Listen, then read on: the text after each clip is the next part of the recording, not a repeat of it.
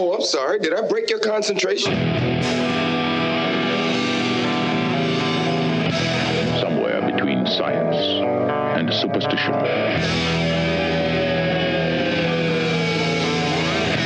We have such sights to show you.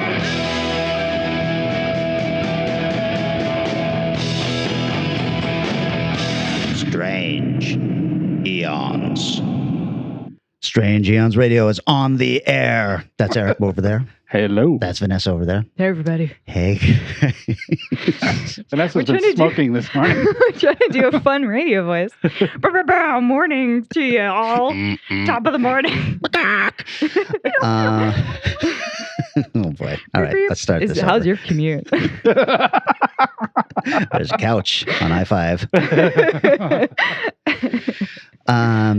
I just want to say, you guys, what a lovely response we have gotten for the value for value model that we have adopted lately. And it was really neat. I've gotten some really nice comments and stuff, and some personal stuff that I've been talking to people. And Vanessa, your friend Micah, gave us another lovely donation, and I had mentioned that on the air. So Danny Williford then contacted me. He's like, how much did he donate? I just need to know what's the going rate here. And I had to explain, and I'll explain this to everybody. Yeah. It only has to be impactful to you. That makes it impactful to us. Yes. It can be $1. It can be sharing and liking posts. So with that in mind, I told Danny that he donated $1,000 and that Danny needed to start stepping it up. $1,000 may or may not be the amount he donated. Let's just put that little cursor right there, just so no one thinks. Yeah, thanks. Speaking of which, Danny's value for value stuff is very, very close. I know that things have moved along, and nice. I will have something to share with everybody very soon. Oh, I can't wait. Yeah, it's super cool. But along with Micah's lovely donation, he also mentioned something about maybe us watching a movie and talking about it. He did, He said yeah. one of us, but Kelly had the suggestion that We should all watch it and do maybe not a deep dive on it, but talk a little bit about this movie. And that movie is Transformers, the movie from 1986. Yes, it is. I don't think I've ever seen this movie sober before. I had never seen it before, but Eric, I know you had seen it in the I've theater. seen it. Jamie, if you're listening on your treadmill, as you say you often do, you were there with me at the teen years when we were the two guys going to see Transformers the movie in the theater, and we're the older people there that didn't have parents with them. Oh, jeez. Well, let's talk a little bit about this. I never got fully into the Transformer toys much, but for like 2 years maybe, I would do the old race home from school to watch Transformers. Oh, well, you kind must of stuff. So you must have been in heaven with this. The Rotten Tomatoes critics is 63%, but the audience has it at 88%. Wow, that's a huge spike. It's also unwarranted. I would say the huge spike should end at about, 25, 30 minutes in? It's really, really good until a certain giant event, which of course we're going to talk about, happens. And it really... I was pretty shocked. Well, okay, so Yeah. budget is $6 million. Box office of almost $6 million. Yes, Wow, it really didn't do well. So that's a bummer. Yeah. It was directed by Nelson Shin, who is just a huge guy in the animation world. He's done The Simpsons, G.I. Joe, Dungeons and Dragons, Spider-Man, Hulk, and the Fantastic Four. And it was written by Ron Friedman, who's done a ton of cartoons and everything, but also just every episode in the world up to 1986. So My Favorite Martian, Get Smart, Gilligan's Island, Bewitched, Partridge Family, Happy Days, Starsky and Hutch, Fantasy Island. Whoa. Yeah, and then the voices.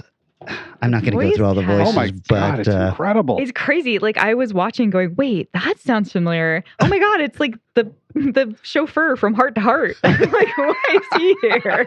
He's a great voice. the three names that really popped out to me: Orson Welles, Robert Stack, and Leonard Nimoy. Oh, Yeah. so good. So good. But Leonard Nimoy isn't, I don't know. I guess I know nothing of Transformers. So I didn't play with them as a kid. I didn't watch it as a kid. So I was like, wait, that guy with that one voice is gone. And now he's the same guy, but he's a slightly different color. And now he's Leonard Nimoy.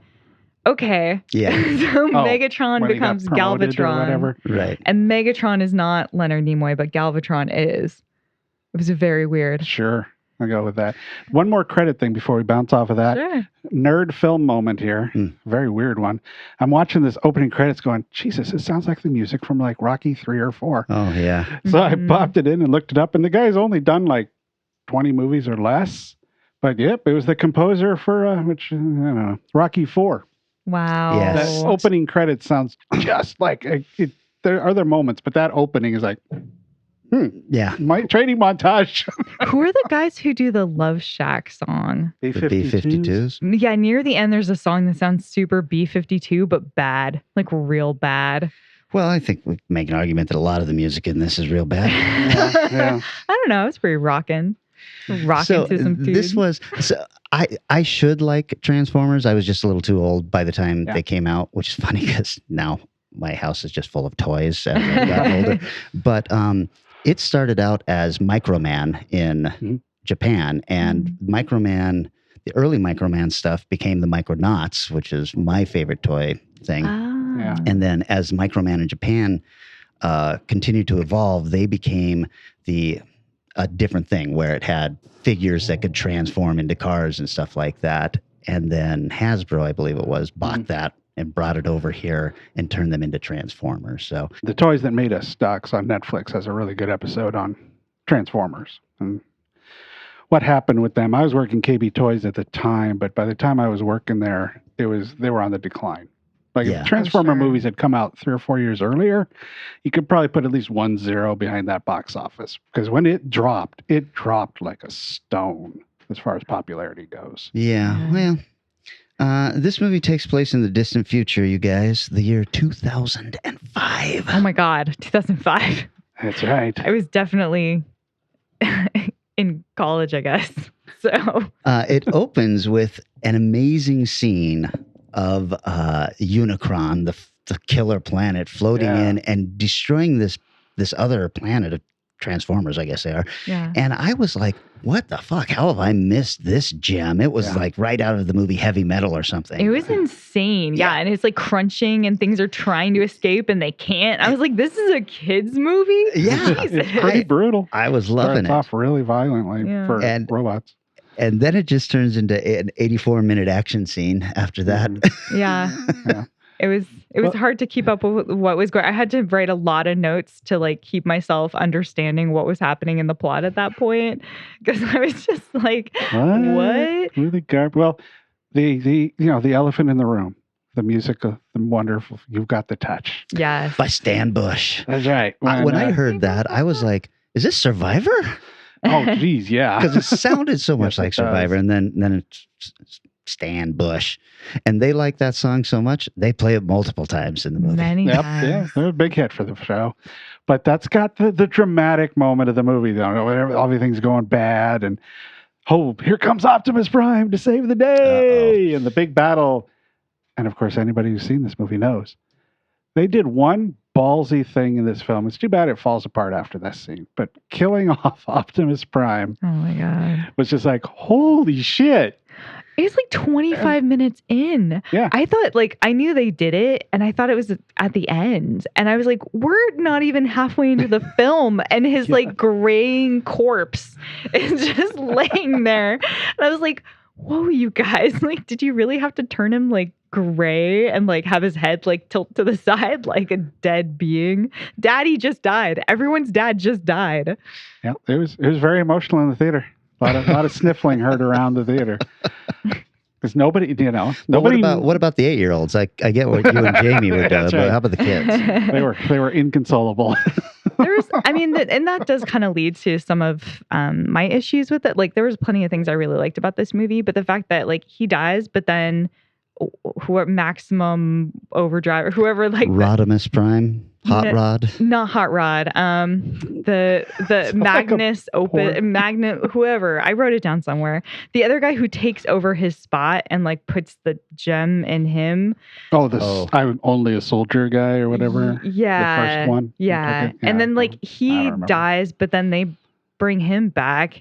He like literally is in pieces, and they're like, "Oh, we're just gonna polish you with a little like wax, and you're fine." I'm like, "Why is he had to?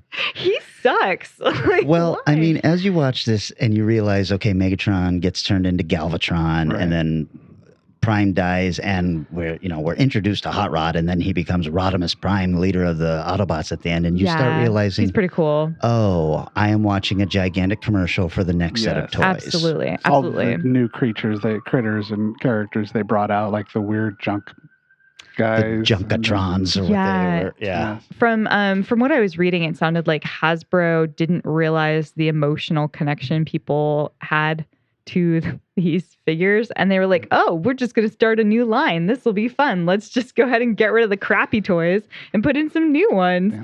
And like, how one of the I can't remember if it was the writer or who was involved who basically said, "You shouldn't do that. Mhm. It's going to be real rough." And they're like, "Pfft, but two new toys." And then, Yeah. yeah. Well, one thing too, though, with the death of him, I'm wondering if, because Micah kind of coupled this in the idea of it being kinder trauma. Oh, Oh, sure. right, right. And I'm wondering if that was the moment, because I couldn't think anything else in the movie that happened, other than it being at the beginning, being pretty violent, killing off all the Yeah. regular Autobots. Well, yeah, sure. It's tough when you're watching your heroes die. And especially, I don't think that many people were aware of that going into this film. Oh, no, not at all. So, Yeah. And it's after season 2, so they've had 2 years for kid time. That's a long time to like Yeah. really connect to these characters. Plus, But- those shows at that time were not 24 episodes a season. Could be gigantic seasons, like 40 episodes or something. I don't know what Transformers was, but I just know I've looked at some of those box sets of Saturday morning cartoons for the A's going, ooh, 2 seasons, 408 episodes. What the Jesus. Really pumped those guys out. Absolutely. one of the things that kind of disappointed me on this was that opening scene, that animation looks spectacular, and then the animation is really iffy going through the movie. Yes. Sometimes Huh. it looks really great, sometimes Yeah. it looks really bad, and that's just what happens when you've got different animation houses working on stuff and trying to get something Sure. put together. But Yeah. man, it was noticeably bad. I didn't necessarily notice because I was only excited when it looked really good. But I think that might have been because I watched it twice in 2 different ways that were very Wow. upsetting. I wanted to not pay for it. Oh. So I tried to watch it on YouTube, which is it's split up into like 80 pieces. Oh, yeah. Of like 1-minute chunks. And so Oh, I was jeez. like kind of trying to get through it. But then I realized it was missing huge pieces of plot. And I was like, oh, I don't know why. I don't know what's going on right now. But another character died and I didn't see that. So then I had to buy it for $8 on Amazon. But I got the 30th Whoa, really? anniversary. Shout Factory is Uh-huh, is yeah. behind that. Oh, okay. So so I got the 30th anniversary edition. So I don't know if that one's cleaned up, but it looked pretty good. Mhm. I just rented mine on Prime, and it was $1.99. Oh, So- did you get SD or HD? I'm sure I did not pay for HD, but I don't think that was even offered. So Interesting. Yeah. I wonder if there's a difference or not. Probably not. There can't be a I big would enough think so. difference for the There cells to is be different. One major difference between different versions of it is it was shot with the idea of knowing it's going to be seen in 4.3 aspect ratio, a lot Mm. more than it will be in the theater. interesting. The theater, so it's been released in 2 aspect ratios. There's the theatrical aspect, which is probably just 1.85 to 1, but then there's also the TV one. And apparently the TV one has become the preferred version, the square, because you get Yeah. more, because they didn't More info. zoom it in, they actually cropped it. it. So they're you get more animation in the 4x3. I mean, I What you're get saying it. is real cinephiles prefer the television version of Transformers. Yeah, exactly. Well, yeah. which well, you're real saying- Transformers fans, I guess. I don't What know. you're saying is the Snyder cut is better. What you're saying. Things that I liked, and since I don't know the Transformers at all, Eric, was this the first time we get introduced to the Dinobots? No, I think they'd been around. Oh, I like the Dinobots. And that they just They're bump so into each other and dumb. step on each Yes. other, and it was like this makes zero sense for a robot. wouldn't you be like, oh, okay, we're gonna have to put these guys down Or just reprogram them. or something? Something Yeah. seems off here. No, I didn't. I only watched them for a couple years and haven't watched them at all since. So, but I'm pretty sure they were around, and that goes from the high times of working at KB Toys when I was in high school. I think this movie is the introduction of the shark robots, though. The little shark dudes. Did those actually make it to toys though? Oh, yeah. Oh, okay. Oh, yes. Yeah, a day or two before we watched this, somebody posted in one of the action figure forums I'm on, or whatever, with a picture of the Orson Welles character. Right. And it's huge. The thing is gigantic. Is this the new one? I think so. 'Cause Okay, it so, looked, it yeah. looked really good. Micah actually told me that he bought this newest version of this toy. It's like almost as tall as him, and he's 6 feet. Oh my God. It's enormous, like on its stand, in fairness, like on its stand, but still it's like having another roommate in your home. The thing is just enormous. And I guess it took him like 6 hours to transform it. Well, there's also now the Transform itself, Optimus Prime toy. Yeah. That's I think like $700 or $800. Yep. It's cool to watch, but I'll just watch this video of it transforming, going, cool. Yeah, I'm good. So I did love all of the voice acting in it, not just the big names, but the guys who are doing the regular stuff. I like Everybody Eric Idle. has such cool voices. The guy who does Optimus Prime has one of these kind of voices, Yes. you know. And then you got Starscream, who clearly is the same guy who does the voice for Cobra Commander and Skeletor, right? I would guess so. If you Yeah. got the three of those characters together arguing, that would be a bad one. It would be a really, You'd really be bad just like, night. oh my God. I'd just be like, oh, I need to get a Megatron and stick it to my head. Whoa. deep cut. Yeah. Boy, you could have picked Megatron for the Second Amendment stuff. Oh my God, you so could have.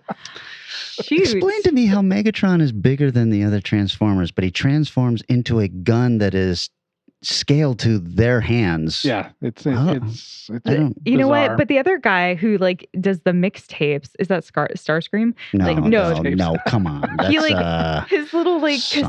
cassettes like are super tiny, but then they become like huge dudes too. that I Yeah. gotta say that is my favorite of these things. That he can so shoot out cool cassette tapes looking. that turn into Jaguars and Hawks and stuff. I'm like, fuck yeah. They worked hard in turning in one of the weirdest Soundwave. toys to be. Soundwave. That's Yeah, his there you name. go. Soundwave, thank you. But one of the weirdest toys when that came out, I was like, it's a cassette player. Yeah. But then in the movie's like, well, all right.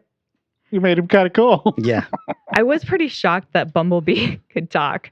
I was like, oh, I only know Bumblebee from the live action movies. I didn't know he could speak. Well, that's exciting. Yeah. Well, kind of to wrap this up, Yeah. this was fun, but not my favorite. Yeah, no. This was one of those, and you and I always go to the same example.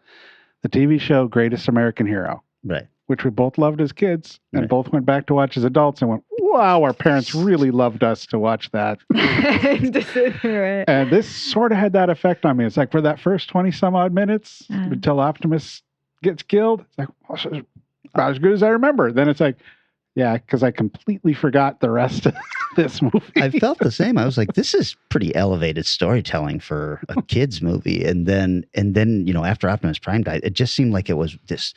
I found myself on my phone a lot. I was like, Yeah. I'll take my Right. notes now and everything. Yep. And I was like, this is just a big, long action scene. And it was almost too much. Probably great for an 8-year-old. Yeah. I think I got a lot of enjoyment out of it, but I'm a huge fan of Unicron just as like a toy because he's a giant like round circle with teeny tiny little arms and like little horns with like a mouth that goes rah, rah, rah. And like I love the toy so much. And I was like, oh, he's got like this deep, crazy voice. He's like drunken, old, on the deathbed Orson Yeah, Welles. that's about right. And Micah is a huge fan of Transformers. So I do know he has a room filled with Transformers. Nice. But also the reason he probably gave us this challenge is he does a lot of toy box art, and one of his biggest clients is Hasbro. Oh, So nice. yeah, so he's Very cool. done a lot of if you go through Target, that's like his gallery. Holy shit. Yeah. Nice. Micah, you nerd, you have a Transformers room. Have I shown you guys my Micronauts room? Yeah. I don't believe you have. There was a moment, though. Yeah. And you'll remember this short film. Did you see when Optimus Prime used the Kirky? Yes. Oh my God, yes, I did. I was like, did he just double fist that? Like, Whoa. pow? Vanessa just made it even worse. Oh my See, wow, you God. just I don't know how to altered the whole describe thing. it. Like, he two-hand The way punch. William Shatner used to punch. Yes. There's a short film in MIF that did a hilarious take on that called The Kirky. Oh my gosh. And it did a great job of how dumb that shot. I was just, It really is. I'm shocked I caught it because there was so much going on, but I did make a note. I was like, oh my God, it's a Star Trek punch. Vanessa, I know you picked out a ton of trivia, but I have a couple things here that really stood out to me. Yeah. One I thought was interesting. IDW, who got the Transformers license for comics back in the early 2000s, they actually did an adaptation of this film in 2006. Really? So I was like, oh, that's interesting. I guess if you want to get the comic book version. I read the one where they did the whole they brought in TMNT and Star Trek, I think, and did this giant crossover thing. between Whoa. it was, That's amazing. no, it wasn't. Oh, Oh no. I guess you get to look at some fun art cells. Yes, yeah.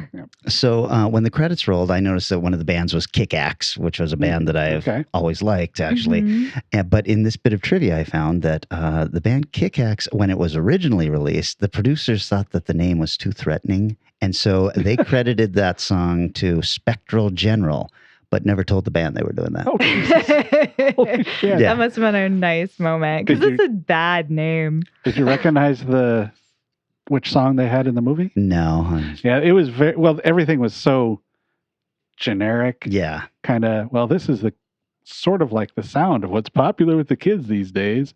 It's like, ooh, this is like the bad version of that, but all right, you're partially correct. And then finally, we've already touched on this. This was Orson Welles' final film.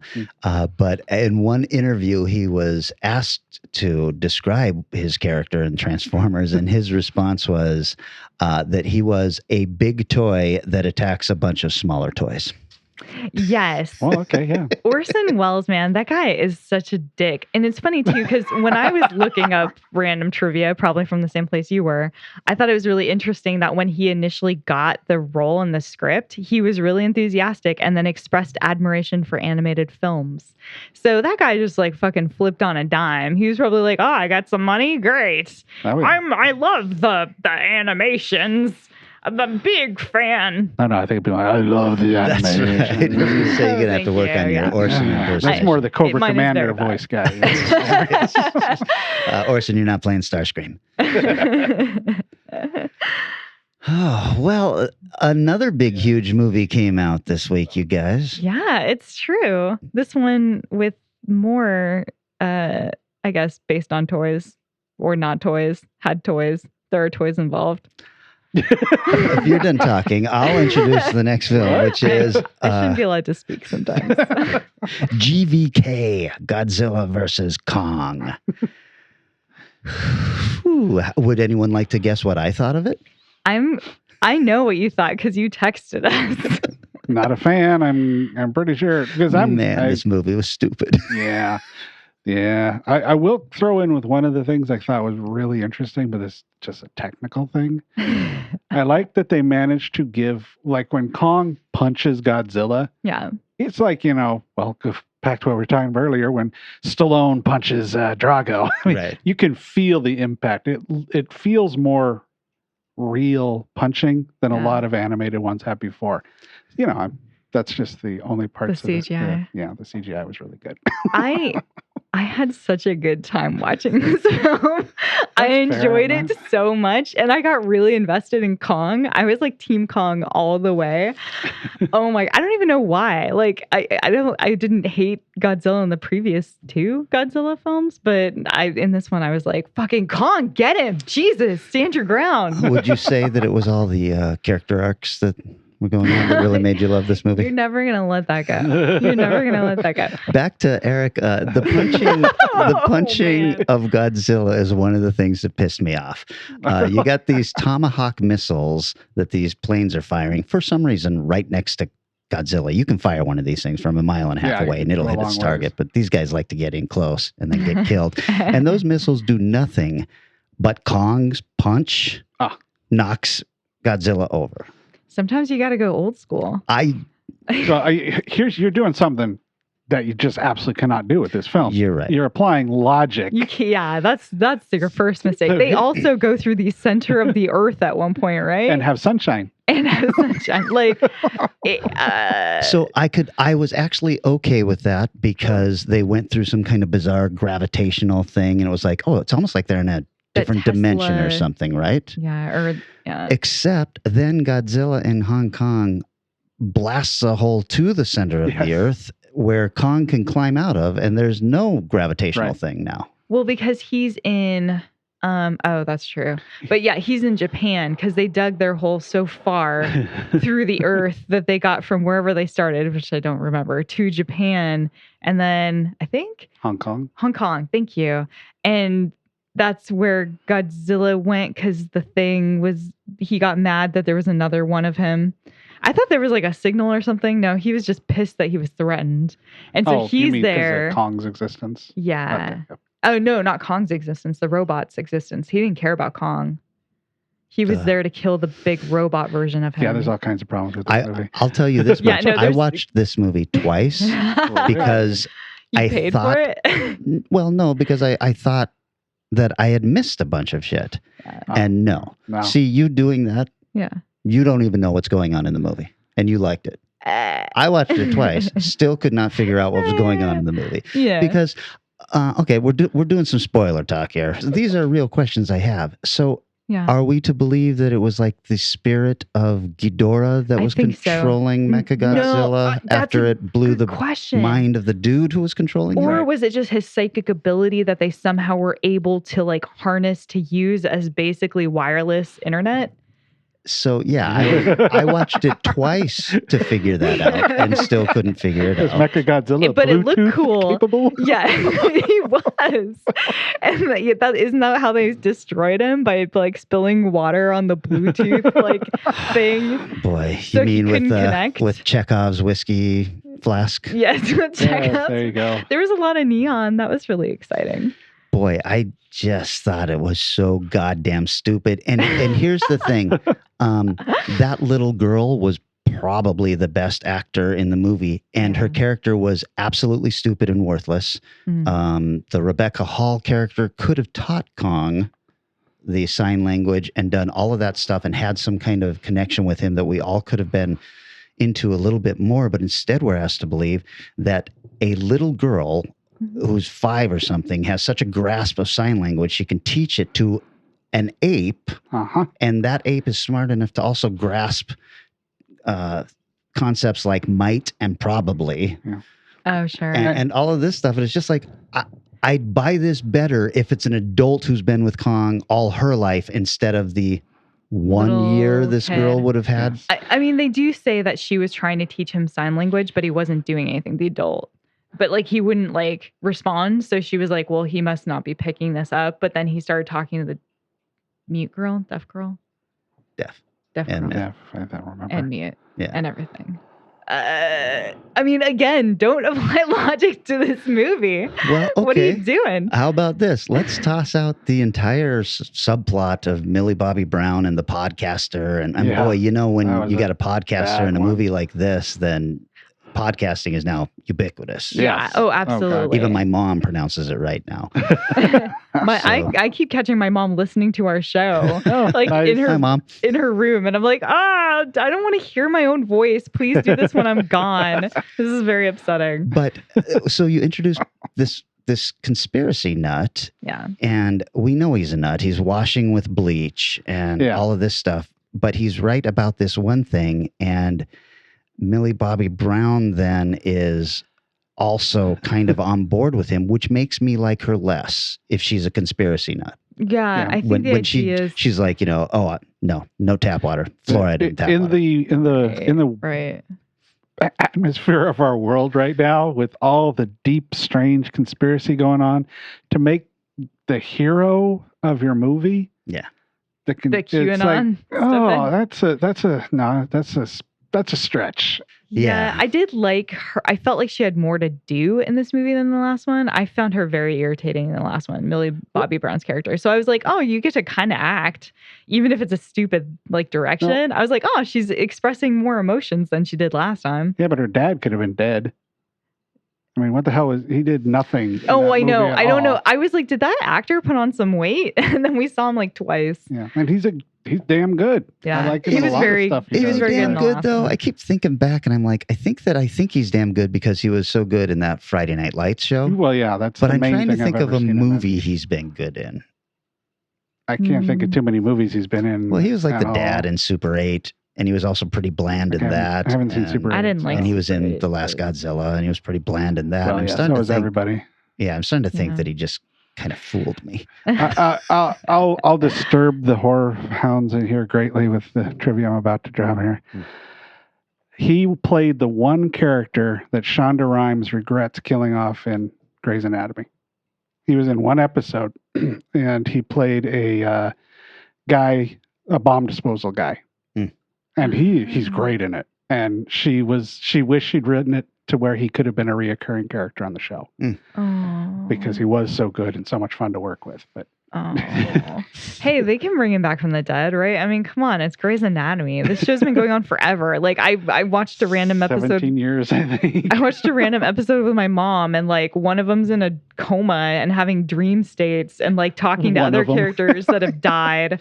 So You mean Grey? yes, the lead, the terrifying. She looks like she's had so much work done. Oh yeah, she's definitely older. The final thing about Godzilla vs. Kong was the Oh yeah, sorry. the sheer amount of life lost in the final battle, and Everyone died. it is just not even touched on. The fact that Oh, no, they're no. throwing Buildings. buildings at each other. Mhm. And I'm like, well, I don't think anyone had time to evacuate that building. I don't know. That There alarm had went to off, be- and they did go into the underground. Yeah, it's the densest populated space on we Earth. saw like 8 people go into that tunnel, so I'm Yeah. sure they're all fine. I mean, there had to be a loss of life at like 1 million people, At right, least. in Hong Kong Yeah. in that last battle. Oh, at It least. was- Which was kind of funny considering everybody losing their shit over the Superman movie and the violence you know what? in that. I think that I was- only noticed shit like that because of everybody losing their shit over that Superman movie. And now I do kind of notice it. And this could have been solved with just one person going, oh, the humanity or something.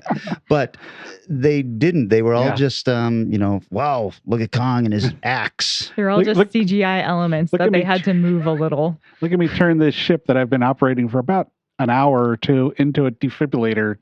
That was amazing. Come on. Also, they made such a big point of how amazing those ships were that they could go through that gravitational thing and still come out, which had killed his brother, which I thought I had missed in the last movie. And then I started looking it up and I was like, oh no, that's just a backstory for this movie. Yeah. And that ship can handle all of that stuff. But at one point, the chick who goes rogue, she gets in as they're trying to get Oh, out that right. hole, and Kong grabs it and just crushes it. Yeah. Like, well, how strong is this guy? Yeah. I guess that's Strong that's enough to it. knock Godzilla down, I guess. There you Yeah. go. When Tomahawk missiles can't. That's right. It's true. But he's He had the Kong. axe, Yeah, and he has the axe. the supercharged axe Yeah. That's I made know. out of piece of Godzilla. that you plug in and can run out of power. Yeah, you have to put it on the slot to charge it. Come on, just like the phone. There was just there were too many magics in this movie, and there was that whole Hollow Earth thing, and I was like, this should have been a movie on its own. Yeah, this that was didn't need pretty to be fun. Yeah, a that 30-minute The part of upside this movie. down Kongland was pretty neat. I liked that space. there were things to like in this film. Oh, for sure. And the battle, once you get past the fact that they're killing the densest popular place on Earth, just killing people, was really cool. It's like, wow, there's a lot of neon in Hong Kong.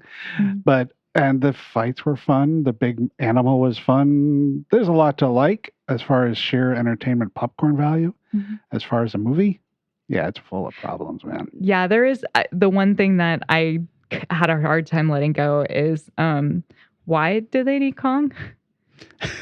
I'm just curious because they seem to know how to get there just fine. And then as soon as they don't need to follow him. It just naturally takes them to the place. I thought they did need to follow him. They say they do, but they don't. Oh. He just like flings himself in and they fling themselves too. They're not following anything. It just goes to one place. And then once they're there, they just go to the glowing thing. Right. All you have to do is go to the giant glowing thing.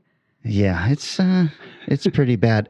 The thing I guess that disappointed me the most was Adam Wingard. I thought, this is a neat choice, and they do this.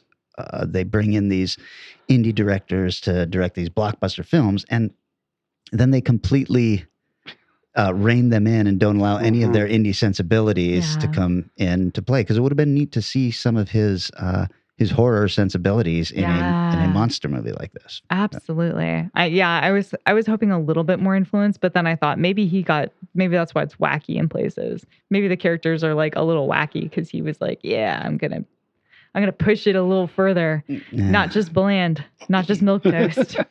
We're gonna put jam on this toast. Speaking of bland and milk toast, when did Skarsgård become such a putz? Oh my God, he was the worst. I used to like him a lot, after The Stand and this, I'm just like, I know you can act. Mm-hmm. Are these directors telling you to act a certain way, like bad? Yeah. Maybe he's just really like not into these pieces. Like he's rolling in and pretending to care, but not really giving it his I can all. imagine when you're just acting against a green screen. That's got to be tough. That you're just like, fuck, what am I doing? I certainly didn't get into acting to be acting against a gigantic ape that I can't see. Anyone with a Skarsgård in their name, they're good. Yeah. They're good in there somewhere. I hope so. Hey, on a totally unrelated moment. Yeah. While we're sitting here recording, Jason Weiss has sent us a virtual tip as well. What, Jason? You sweetheart. Thank you, man. That's incredible. Great. Thank you. Interesting timing. Well timed, too. Yeah. He did that on purpose. He knew. They record on Sundays. Let's give it a shot. Yeah, well done. Well done. He figured out a schedule. He's been like watching us. He's actually outside right now on the rooftop with some binoculars. Hi, Jason. Giving us a thumbs up. All right, I think we've beat this horse to death. Should we take a little break, you guys, and come back Absolutely. and talk about our subgenre, which, if I remember correctly, is Brave New Worlds? Brave New Worlds. Okay, we'll be right back.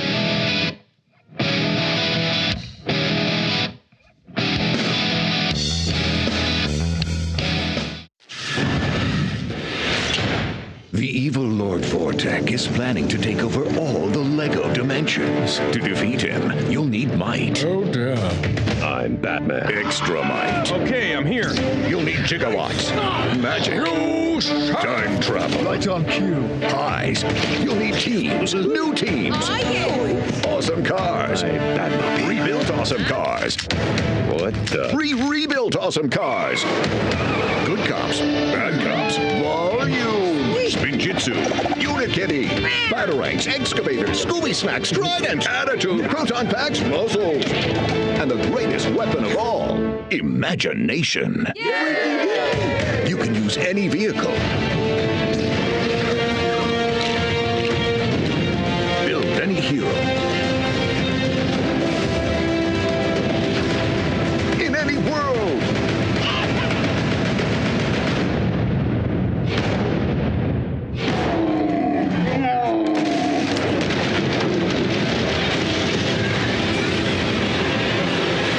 Lego Dimensions.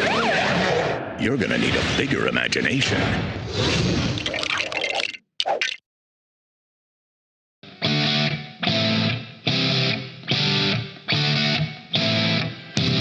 We have returned, and Vanessa, this was your subgenre. Yeah, absolutely. So I chose Strange New Worlds, which I left pretty open. It could be an alternative reality, alternative timeline, just a new planet, just a character exploring a completely new space.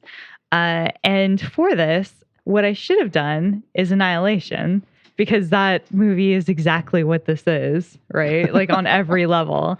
But I decided I wanted to stretch my wings. So I went for the 2017 movie Kill Switch. If you're joining us now, we are less than a minute away to launch the final generation of energy solutions. Hey, Donnie, come stand here. How does that thing work? See that beam of light? That is pure energy. That is being sucked down into the tower. That's going to power the whole city here, maybe the whole country. Is it safe? The disappearance is the latest in a line of recent reports of vehicles gone missing. Vehicles seemingly appearing out of thin air and sound like ideas out of science fiction. Yet many eyewitnesses have reported these phenomena. What's that? We're here. What the hell's going on? Well! You jump over, take the box to the tower, and jump back in time for dinner. I'll just plug it in. That's it.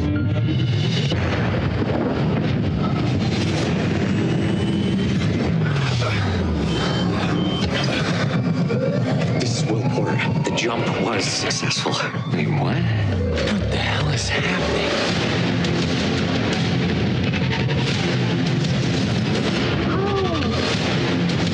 You are under arrest. Remain where you are. I'm authorized to use deadly force.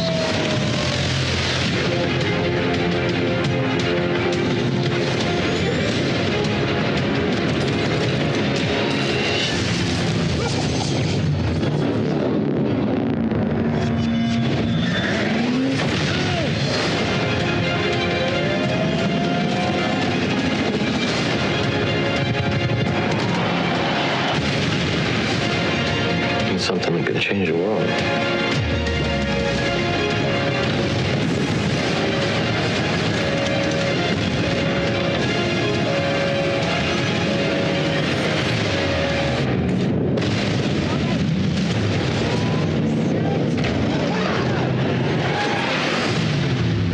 Two worlds. We have to sacrifice one, so the other may endure.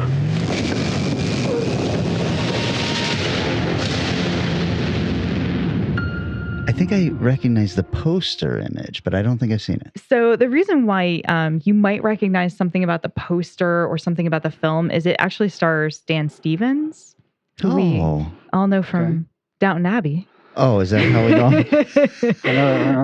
And Adam Wingard's the guest. Yeah, there we go. But yes, and of course that amazing Legion show. Yes, absolutely. No, he's freaking incredible, and he was one of several actors that left Downton Abbey to pursue his career, and the only one that actually managed to do it. Does he have like a thick Brit accent in real life then? Yeah. Oh wow. Yeah, he's boy, like he super hides it posh. very well. No, I know he does a great American accent, like a really, really good. I believe he's English. I don't want to speak out of turn, but I'm pretty darn sure he is. So just to give you guys an idea though, like the poster looks incredible. The plot sounds amazing. I was really excited. And then I looked at the Rotten Tomatoes. Oh no. The critics have it at 9%. Oh, wow. The audience, 20%. Oh, more than double. Yeah, we doubled our Rotten Tomatoes, you guys. So pretty impressive. Congratulations, all involved. So I was a little nervous going in, but the director, Tim Smith, he's done a couple of things. He's a VFX guy. He's kind of well known for that, and that gave me some hope. Although I hadn't heard of the films. So Tiger House, Last Passenger, and lots of short movies. The writers, one of them only ever has done this. The other one did Passenger, Kill Switch. I don't know if he did Tiger House. So it's pretty much like I don't know how they got the money for this. I have no idea how they put together the money for this. What kind of money are we talking about? Yeah, did you Oh my God. find the budget for it? Or? I don't, what was happening to me when I wrote these notes? Because I'm extremely concerned about my own mental health at this stage. You were still, basking in the glow of Kong versus Godzilla. It was so good. It was so good. It's great trying to look this up as well on Wikipedia because the movie is so far down. It doesn't show it on this version. Okay. It doesn't show up a lot. That's not unusual. No budget and box office numbers. Info. Yeah, not that I have on hand.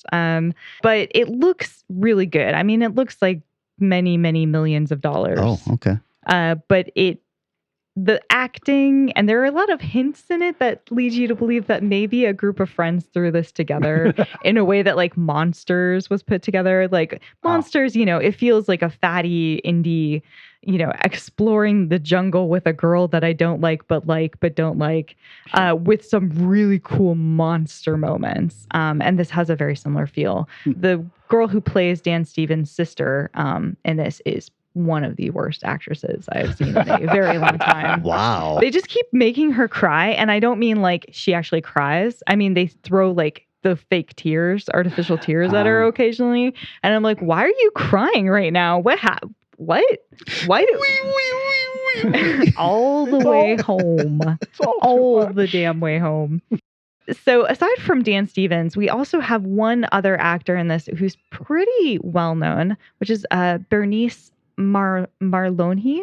She's been in only 23 things, but 2 of those, she was in Skyfall as Severine. She's beautiful in this movie. And then she was also in the 2017 Twin Peaks as French woman. But she's very, very well-known French actress. Okay. The rest of the actors had a lot of credits behind them, except for the sister. I didn't even bother looking her up. Obviously, she's never done anything before. Turns out she has like 150 items. And she's an avid listener of Strange Young. We just lost one, guys. The other actors are all German, it looks like. And they just had a ton of credits, but I have no idea who they are. So it seems like there's some pretty well-known cast members, but it's a joint American and Dutch production. So you're getting a lot of these really interesting European people in here. So the story of Kill Switch. This is going to be short. Uh-oh. All right. So I'm going to try to make this as interesting as humanly possible. In the near future... I'm going to make a bunch of shit up about this movie, so let's go. No, I'm just going to really focus on the only plot points we've got to hold on to. Okay. In the near future, Alterplex, which is a big tech company, has come up with an energy solution. They're going to craft this huge tower, and it is going to tap into an unlimited energy supply, which is going to give it quantum energy. Ooh. Will Porter, which is our lead, played by Dan Stevens, a former NASA pilot and current surrogate dad to his nephew, and kind of is keeping his sister around for some reason. That's like his only character info is he's like, sorry guys, I can't possibly come work for you. I'm busy. They're like, being a stand-in dad for your nephew sometimes? Really? That's what you're busy with? And he's like, I guess you got me. Hey, being a stand-in dad is a full-time job. I mean, he literally has nothing else going on, I guess, even though he's young and smart and built and knows how to fly. Well, spends all the rest of the time working out. Yeah. Oh my God. He does spend a lot of time probably working out. He's very buff in this. Anyways, Alterplex hires him on a mission to literally take a black box and put it in a thing at a certain time. And they're like, it'll be easy. And he goes, okay. And they don't really tell us why. And I don't think they tell him why. They just are like, we're going to send you somewhere and you're going to put this black box in this thing. And the reason why it does shift through the film. So I think initially the idea is it stabilizes something, but later it doesn't. I don't know. Anyway, doesn't matter. We then flash to him crash landing into this sort of slightly colored differently world, where we're just instantly in this new place. He's got a HUD on his eyes. It's POV. It's completely first person. We go hardcore Henry all the way. And he wakes up into basically a video game. And we are now in a video game for the rest of this movie. Like a video game plot. Like it is Half-Life. What the fuck? Yeah. Wow, weird. It's bananas. So, and it has things like his health meter goes up and down. Like at one point he's fighting a giant machine and the health meter of the machine goes down until it gets to 0 and explodes. I'm like, this is some weird shit. Yeah. Whoa. Yeah. The world is like his world, but different. This is what's called the Echo. And in the Echo, it is supposed to be a mirror universe of our own, which is where they're getting the energy from. But it's supposed to not be inhabited by any life whatsoever. So he gets to this place to do this thing with this box.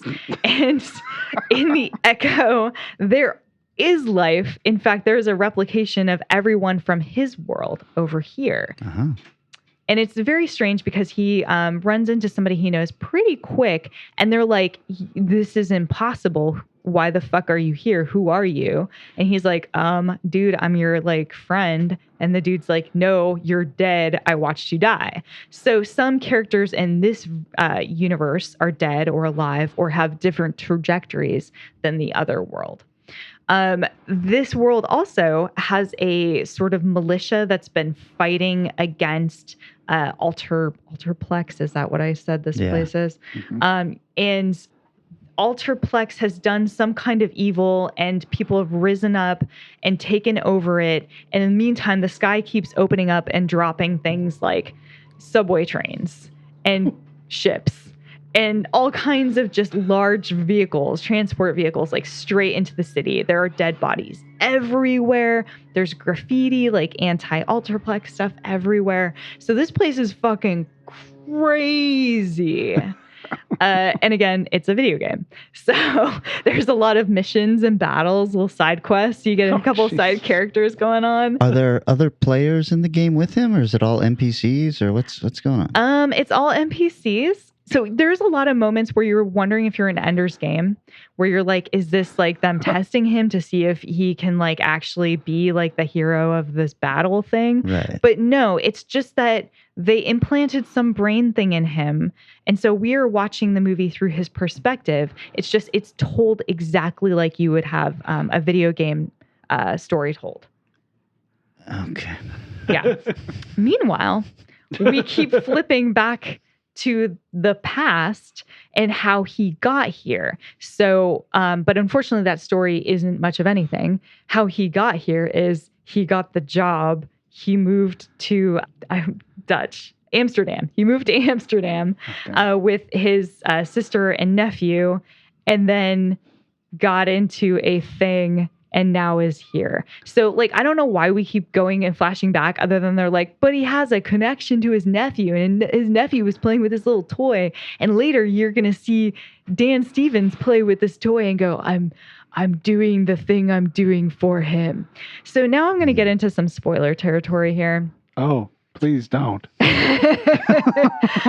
Because there really isn't there's no real plot to talk about. He's running around. He runs into a friend of his and the chick who's supposed to be employing him. They run from battle to battle with drones shooting at them, with militia shooting at them, and with Alterplex people shooting at them. His HUD display tells him how to start cars, how to take over drones at one point. It tells him when he's under arrest and that he needs to surrender. The HUD is really the entire story. And then he discovers that the box is a kill switch. Hence the title. And the kill switch is going to kill one of the two realities so that the other can survive. So this is where it gets real murky for me because they built this thing to get unlimited energy from the other place. But at the same time, they had this box that they want him to insert in the like Echo world. But the Echo, when he does it, it kills the place they're getting the energy from, and then the thing stops working. Click. All right. What else is on Amazon Prime right now? It's real. Yeah. I have questions, but I want to wait till you get through all your stuff. Okay. Maybe they will be answered. Okay. So anyways, he gets to the place, he puts the thing in. The movie basically ends, except for we see like a flash over to his nephew and his sister watching the thing turn off. And then that's the end of the movie. It feels like it clearly heavily borrows from like Half-Life. And to the point where the reason why this got a lot of attention in the first place is because a bunch of video game journals wrote about it when they saw the trailer, thinking that it was a Half-Life movie trailer because it looks so much like it. The bad things about this movie: camera angles are a little rough, especially at the start. No shot options. We are in a medium, and you better like it. There is no fun emotional moments. The sister is intolerable.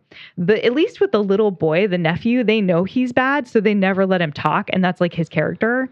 He's like been through some kind of trauma, and so he doesn't say anything, so they just like play with little spaceships together. So that works extremely well.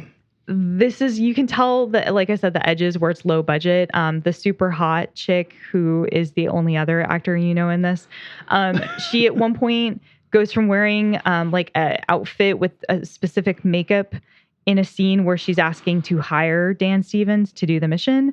And then several weeks later, we see him later in a flashback and she's wearing the same thing and has the same makeup. And I was like, is this like a uniform for you? And it's not like subtle makeup. It's like fucking smoky all the way eyeshadow. Like it's like she got blasted in the face with some like black, like dust. I do like that look. It looks hot. It looks hot as hell. I am right there with you. But I was like, she didn't mix it up. She didn't do something different. And she's wearing the same thing in the alternative world.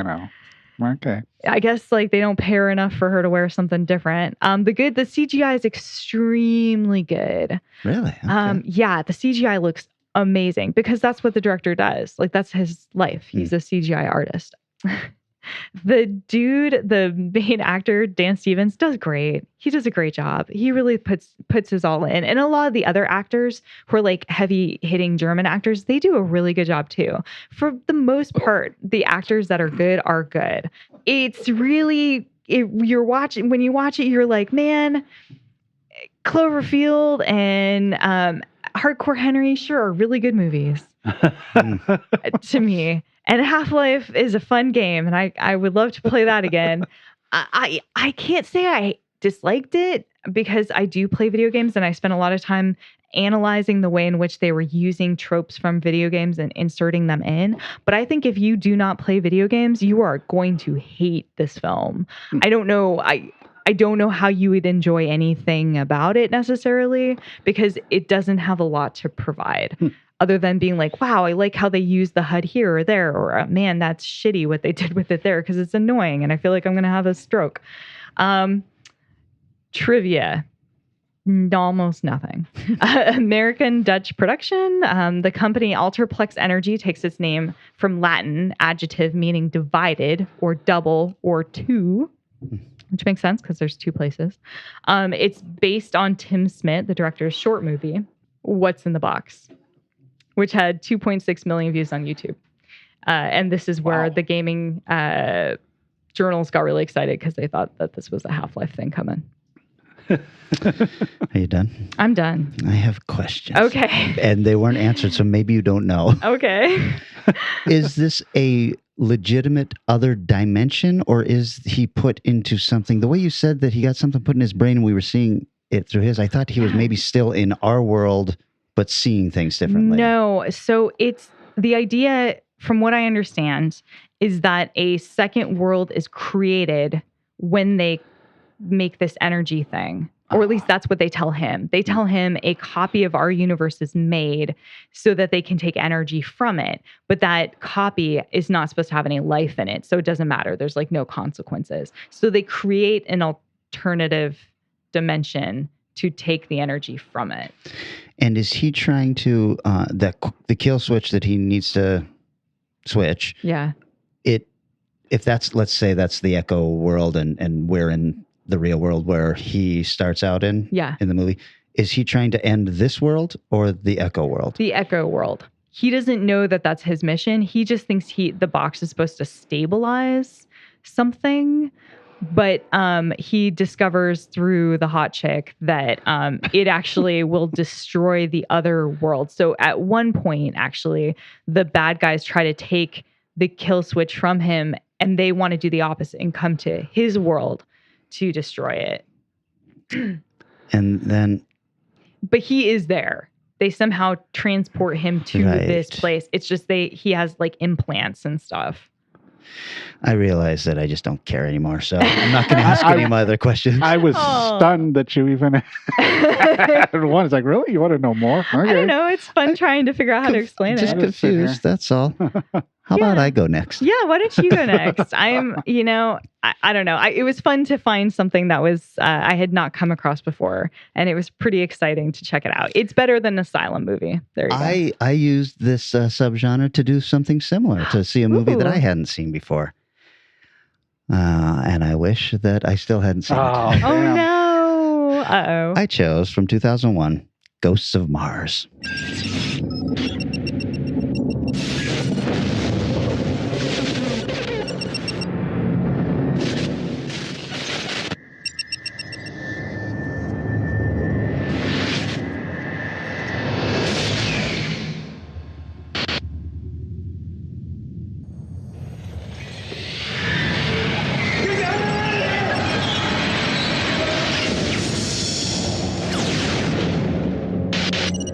It was supposed to be a routine prisoner transport. Williams was arrested on the suspicion of murdering 6 rail workers. The bodies were hung and decapitated.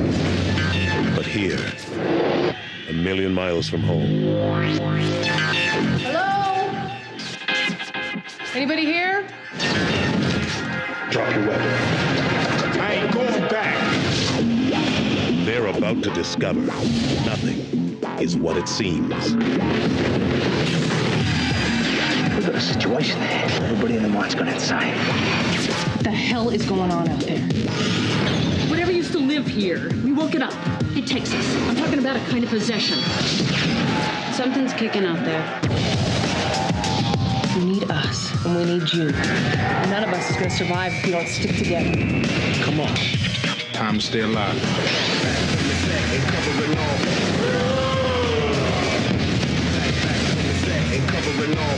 Second time I saved your life. Yeah, run and tear!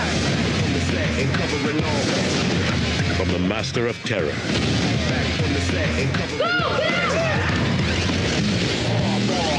John Carpenter's Ghosts of Mars. Damn, girl. I like you already.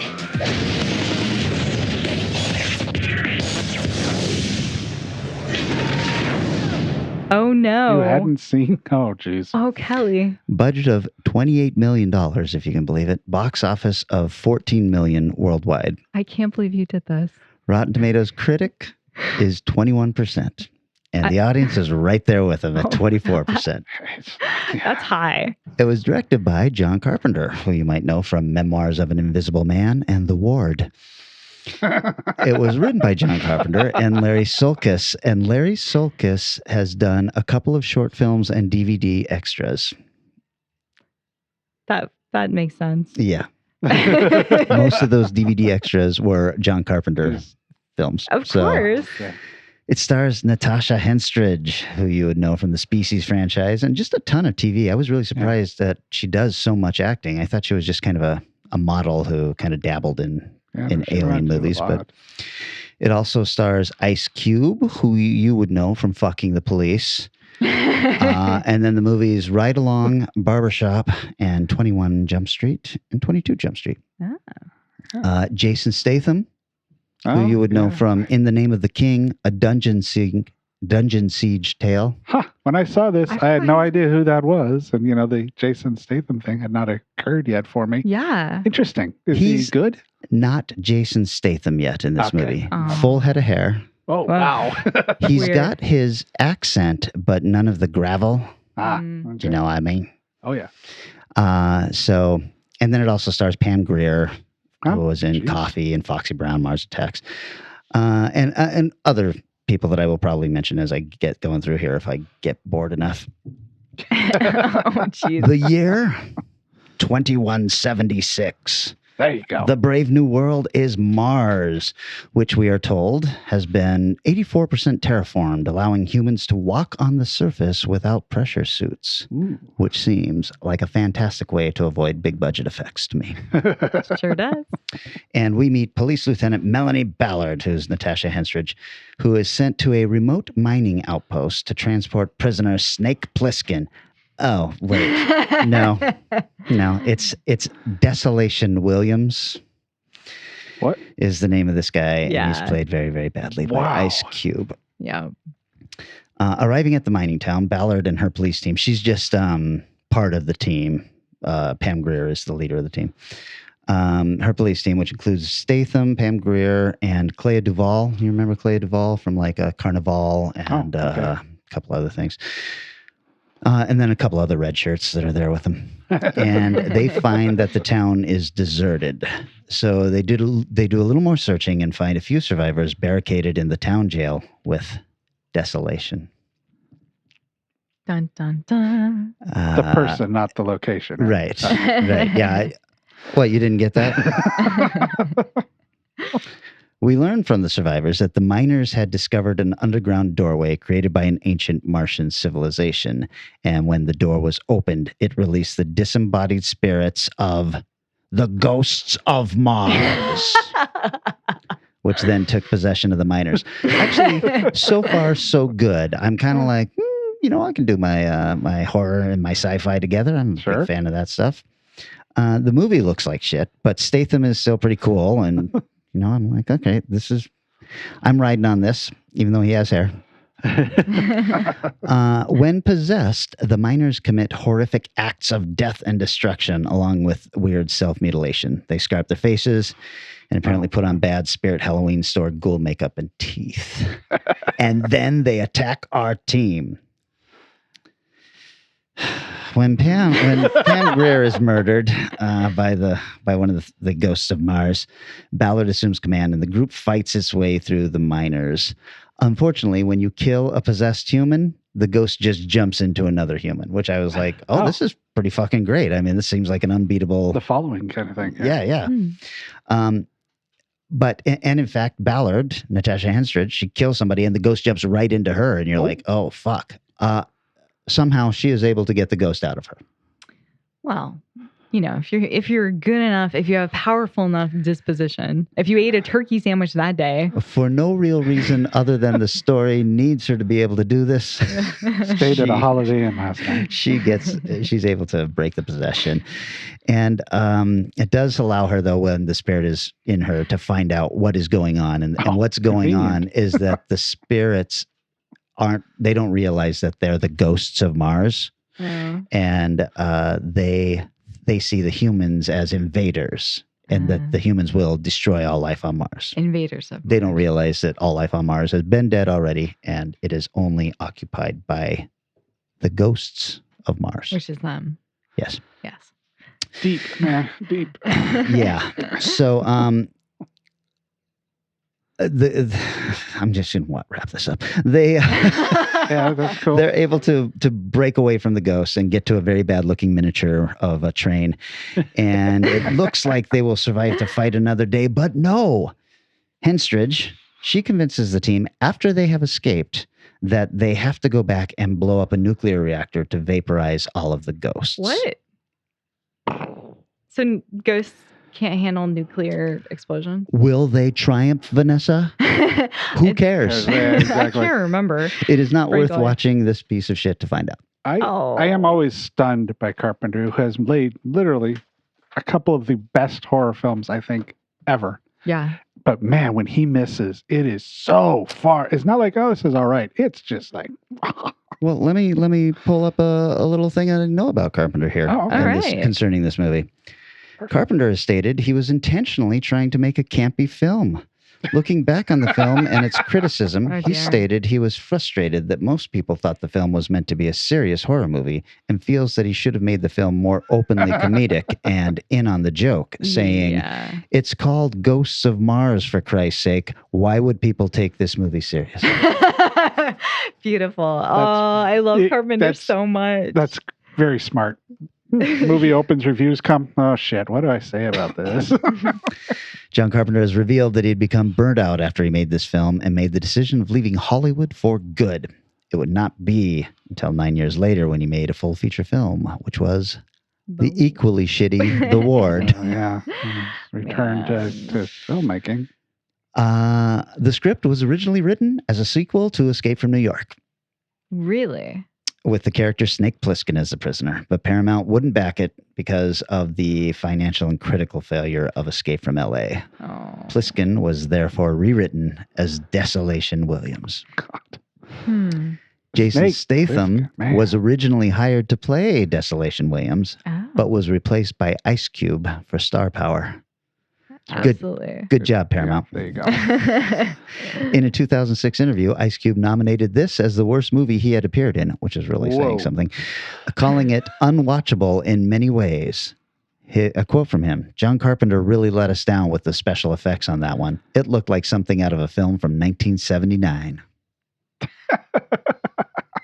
Well, no, it didn't actually.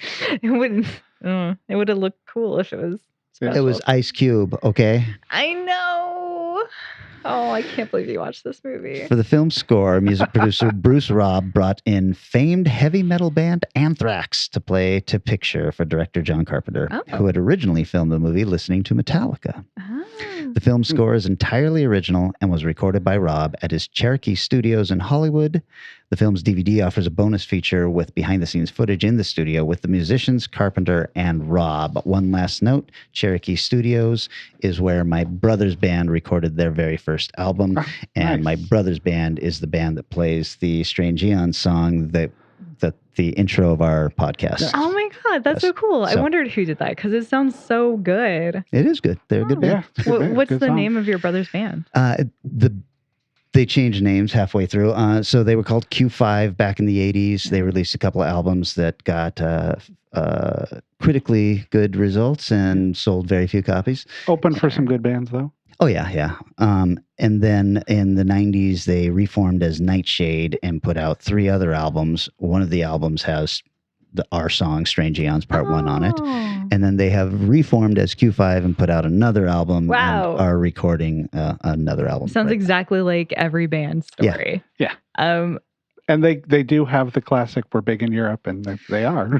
That was the big surprise, is they found out they were big in Europe, and they were asked to come over there and play as Q5, and they were like, "Oh well, I mean, okay," and they did it. And my brother was just like in tears. He called me from after the show. He's like, "Oh my God, I had 10,000 people singing my lyrics back at me." And he was just like, "I had no idea that we were big."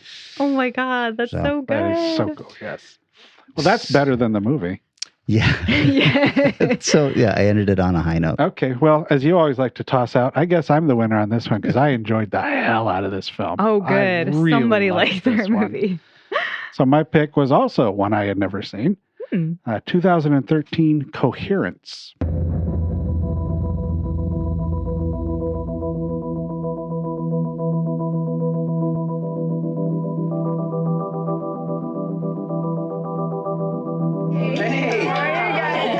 Amir's bringing Laurie to dinner. Amir's a total jackass. Everyone else still not have service? I got 0.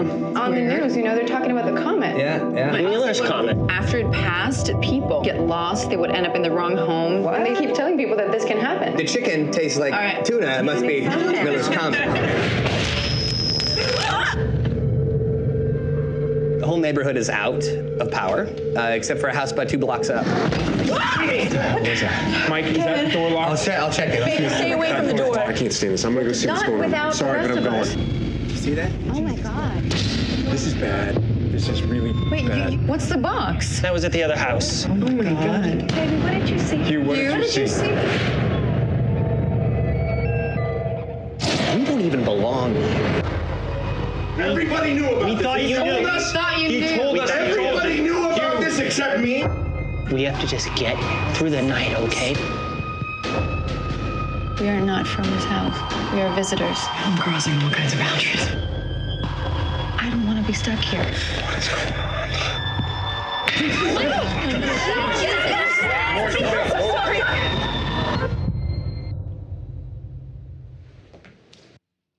This is a good movie. It's a good movie. We have all seen this one then? Yes. Now, yes, it is. 88 critics, 81 from the crowd, so agreed. Budget of $50,000, which I think is probably stretching how much they spent on it from what I read afterwards. Had a box office of $139,000, unfortunately. Directed by James Ward Burkett. It's his first feature.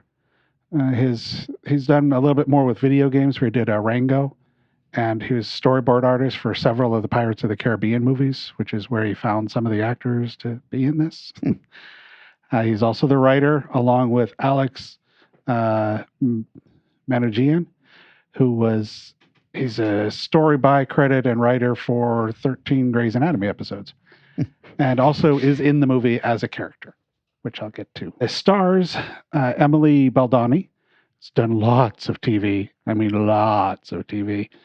Marie Sterling, who's also tons and tons of TV, but has also done Andre the Butcher, Smoking Out Ices, and Beverly Hills Chihuahua. Yeah. I've never seen that, but... Oh, and many random voices from Star Wars The Old Republic. Oh. Like if a soldier talks or a janitor or something. Elizabeth Grayson, 29 episodes of Highlander and 22 episodes of Highlander the Raven. Oh, I didn't realize there were that many episodes of The Raven. I did not either. And from Buffy and Kitchen Confidential, Nicholas Brandon. Hmm. Mm-hmm.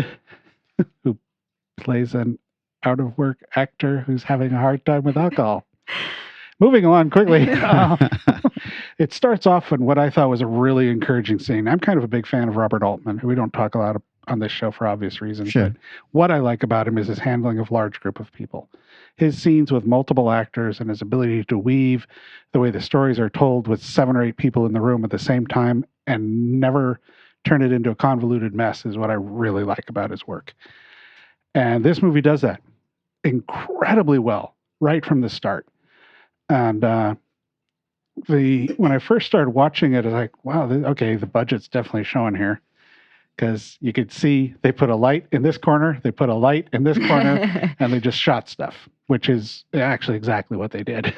But my first thought for the first scene was just, that's, budget. They didn't want to do that. But that's how the whole movie's shot. So it's, the whole thing is it's a dinner party. And the energy and the smooth flow of dialogue is incredibly impressive.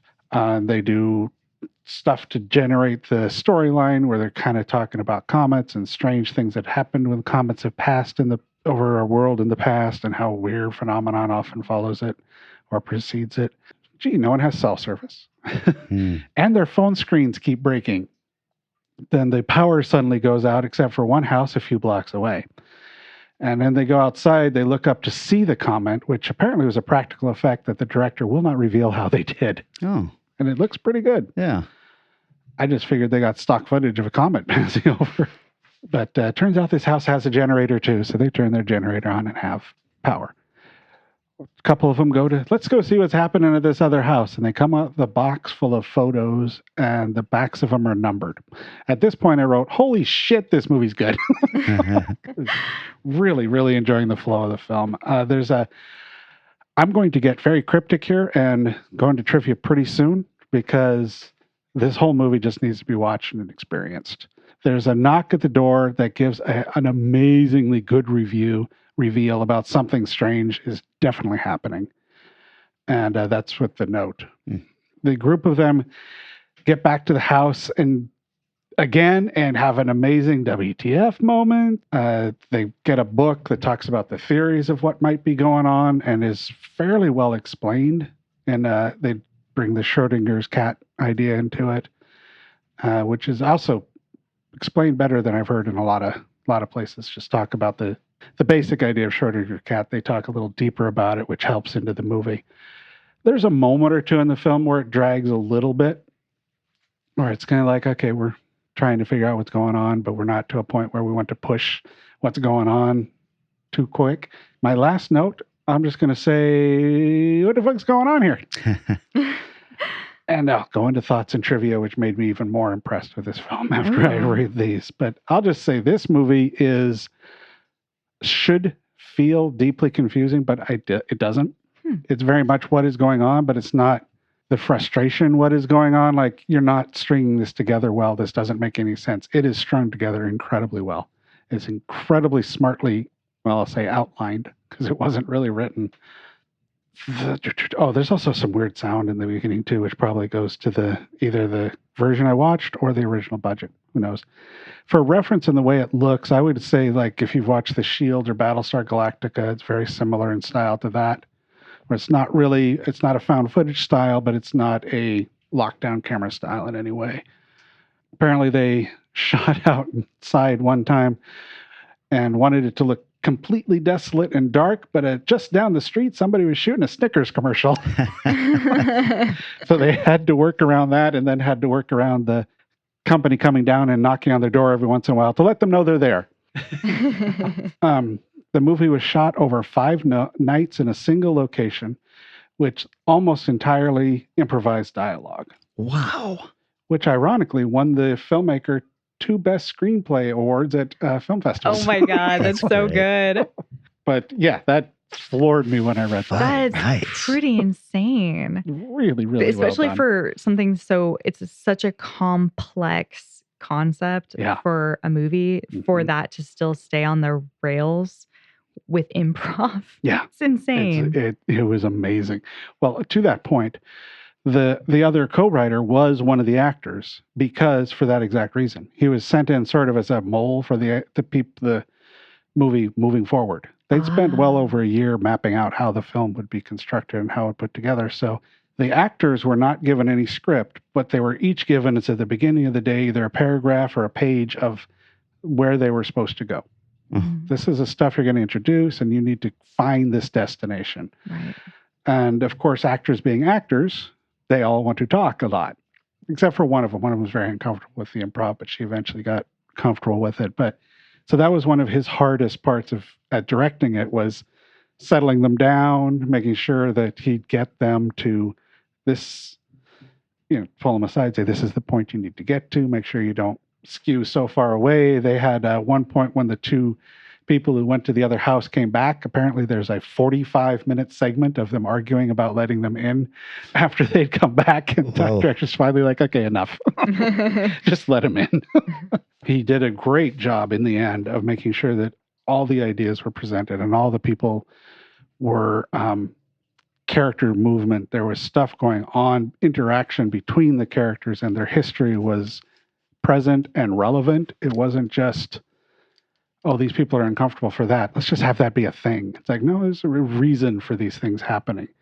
The entire crew was 5 people, 2 sound guys, the DP, the director, and producer, who was Lene Bausager, who was based in London but flew over to make sure the film got done. Wow. Oh my God, that's so few people. Yeah. They used 2 cameras for the whole thing, except for the dinner scene when they were all at the table at once. They added a 3rd camera for that night. The director wanted to use his own house. Of course, he had to get his wife's agreement on that. She was 8.5 months pregnant and wanted a home birth. So she agreed that they could do it as long as it only took 5 days. Wow. Oh my God. There's a scene in there where one of the characters goes out trying to figure out what's going on at the different houses. The night that scene was shot was the same night that his wife gave birth. Oh, wow. In the house. Oh my God.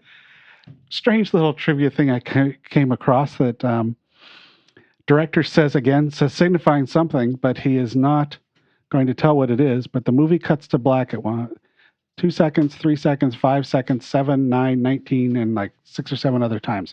And apparently it all adds up to mean something. Oh. Because there's other scenes where it seems like it should have cut to black, but they don't. But he won't say what it is. It's like, damn it, come on, man. Yeah. And the entire film was shot chronologically. That makes sense. Yeah. I think you'd have to. Mm-hmm. Yep. Wow. But this one floored me, man. I haven't enjoyed a film like this in a long time. Yeah, this is like the perfect movie for your taste, especially knowing how much you like, I don't know, similar films. I don't want to say anything that's going to give anything away. But, well, I mean, you could give hints. I don't think you're going to give much away, just because it doesn't unfold. To me, it didn't feel like, you're watching some of these films where there's, let's just say, time change or dimensional changes. Right. And about halfway through, you're going, okay, yeah, this is definitely what's going on. Yeah. This film, you could probably reach a conclusion, and you might be correct, but at the same time, it unfolds so smoothly and seamlessly that you wouldn't care. It's like, oh, I did figure it out. Oh, but still, That was awesome to watch. And it's too bad because, Brendan's incredibly good in this. Everybody's good in this. Everyone, yeah. I was like, is he a train wreck? Because he's so good in this movie. He really holds himself together, and his talent is very present. Yeah. So, and apparently they're all people James knew well enough. He could just call them up and say, "Hey, we want to do this. Give me 5 days." Wow. And they said, "Okay." Yeah, cool movie. Cool choice. I even though Vanessa and I had a bad time with this choice, I think this is a choice that would be fun to revisit again. Yeah. I agree. There's so many cool, films out there that it would be great to explore with us. Okay, well, I guess that means that it's my pick next. Ooh. Dun, dun, dun, dun, dun, dun, I was just complaining about Godzilla versus King Kong for kind of mixing magics, which is what I call it when you throw something weird into a film. That's fine. But when you throw another something weird in that doesn't quite match up, I have a problem with that. Now, some movies can do that very well. For example, the Marvel movies, you don't have too much of a problem knowing that one of those guys got bitten by a radioactive bug. One of those guys got a super soldier serum. One of them's a god from Asgard. And, all of those things are magics that mix well because comic book movies can do that. Yeah. But there's movies like, do you guys ever watch Waxwork 2? No. It's a bizarre little movie about these creatures in the waxworks coming to life, but it also has time travel in it. And it's just like, what's going on here? Or, personally, the Kong versus Godzilla sequence, going into that, I keep wanting to call it Middle Earth, Hollow Earth. It could have been Middle Earth. Going into that felt like a magic that did not belong in this movie. Yes. Yeah. It was suddenly an exploration, journey to the center of the earth kind of movie when what we were supposed to be watching was, monkey fights lizard. Now, the way you mentioned Marvel, the way Marvel might have done that, because they're so ballsy in the way they do movies, they're going to do a Kong movie. Forget Skull Island. They're going to do a good Kong movie. And then they're going to do a movie about a journey to the center of the earth where everybody learns, this is where all these creatures are coming from. Sure. And then the third movie would be King Kong and Godzilla going at it. Sure. And, I think that comic books get away with it just in general because that's what the actual physical comic books do. So the movies can, they kind of say, look, these are the rules and the rules going in. But so I would like to pick mixing magics for the next subgenre. And it can be either a movie that you think does it well or a movie that doesn't do it well. Sure. Ooh. Hopefully we'll find ones that you like this time. Well, we'll see. I'm going to toss out again another thanks to Jason because he actually asked me a question during this about how we can help us out. And I said, yeah, you've got the right idea. And he sent the full amount of what he sent. And I was like, thanks, Jason. You're covering some expenses with us, and that's fantastic. Oh, so, Jason, you rock. Thank you. All of you rock. Thanks so much for everybody jumping on board with this value for value model. I think that it's the way to go, and I'm really pleased with how everyone's responding to it. Yeah, absolutely. I think this has been a really fun episode, and I really enjoyed the challenge that we got from the Micah Value for Value. And I also just want to shout out a quick happy birthday. Happy birthday, Micah. Yeah. Happy birthday, Micah. So, okay, guys, that's it for this week, and we will be back in one more week. We're talking mixing magics. Our show is recorded somewhere high above Naval Station Everett at the nexus of all realities and is engineered and produced by Eric Morgret. Our theme music is Strange Aeons Part 1 by the band Nightshade and is used with permission. Find Strange Aeons Radio on Facebook, Twitter, and Instagram, and wherever fine podcasts